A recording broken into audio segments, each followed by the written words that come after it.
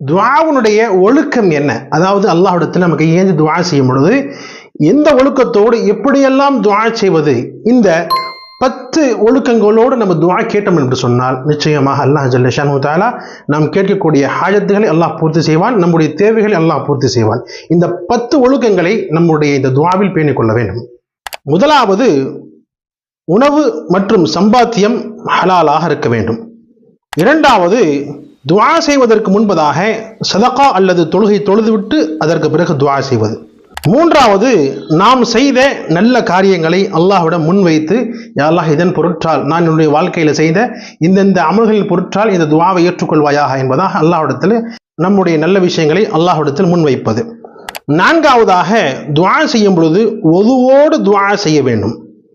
ஐந்தாவது, கிப்லாவை முன்னோக்கி அமர்ந்து அல்லாஹ்விடத்தில் துஆ செய்வது. ஆறாவது,